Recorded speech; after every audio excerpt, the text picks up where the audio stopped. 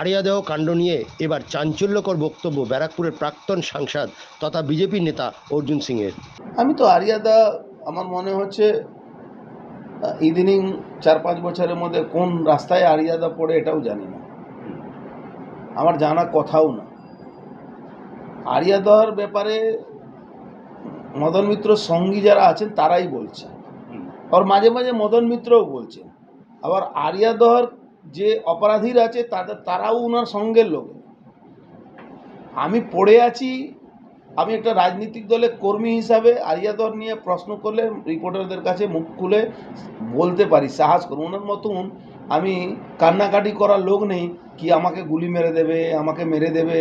তারা মেরে দেবে তো কান্নাকাটি করে আপনি রাস্তায় নাচুন, কুদুন, আপনি মমতা ব্যানার্জির কাছে গিয়ে সারেন্ডার করে যান, রিজাইনেশন দিন, ভারতীয় জনতা পার্টি প্রাইমারি মেম্বারশিপ নিন, আপনাকে আমরা রক্ষা করে দেব, কোনো অসুবিধা নেই। সেন্ট্রাল গভর্নমেন্টের আপনাকে সিকিউরিটি প্রোভাইড করাবো, আপনি আবেদন করুন।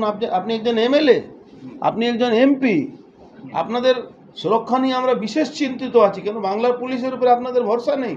বাংলা পুলিশ আপনিই নিজে বলছেন, আমি তো ছেড়ে দিন, আমি তো বলবো আমি বিরোধী দলের লোক।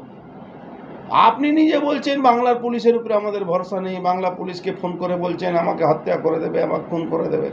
তারপরেই অত নাচান কুদান, 1 সেকেন্ডের মধ্যে কথা চেঞ্জ করা, এটা মদন মিত্র আর তৃণমূলের এটা মূল কালচারের মধ্যে পড়ে। হ্যাঁ, আপনি যদি চোরের পয়সা খান তো এই চোররাই তো আপনাকে মারবে।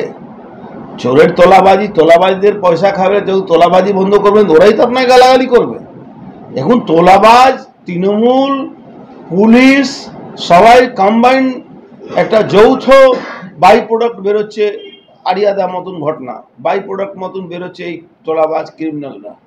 যেখানে মমতা ব্যানার্জিকে বলতে হচ্ছে কি ব্যারাকপুর মধ্যে না, এটা অর্জুন সিং এখানকার সাংসদ ছিলেন 2021 সালে, অর্জুন সিং সাংসদ ছিলেন, তো আপনি তো মুখ্যমন্ত্রী ছিলেন, পুলিশ মন্ত্রী ছিলেন, তো আপনার কি ভূমিকা নেই?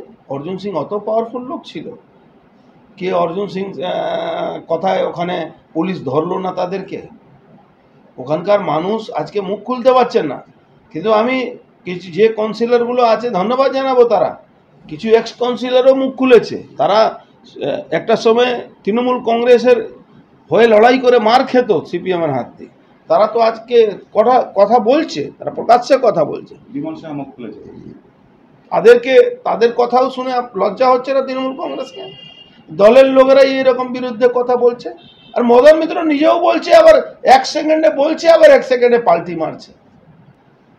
এগুলো তো তৃণমূল কংগ্রেসের অক্সিজেন দিয়ে আসছে। তৃণমূল কংগ্রেসের একটা অক্সিজেনের পাইপলাইন আছে, সেটা কন্ট্রোল করে পুলিশ। ওই পুলিশ অক্সিজেনটা মাঝে মাঝে ছাড়ছে, ওরা বাড়ছে, আবার কমছে, আবার কমছে। এটাই তো অক্সিজেন সাপ্লাই পুলিশ করে। আপনি চলে যান না ব্যারাকপুর, আপনার চিড়িয়া মোড় থেকে দমদমে রমরমা মদ, লোটো, টোটো, অটো সবই তো ওই নিয়ে তোলাবাজি চলছে। এটা আমি শুধু বলছি না, মদন মিত্র নিজেও বলছে মাঝে মাঝে। আর মাঝে মাঝে আসলে একটু পটাশিয়াম কমে যাচ্ছে, মাঝে মাঝে অ্যান্টিনা ধরছে তখন উনি বলছেন, আর যেই অ্যান্টিনা একটু সরে যাচ্ছে তখন উনি উল্টো কথা বলছেন।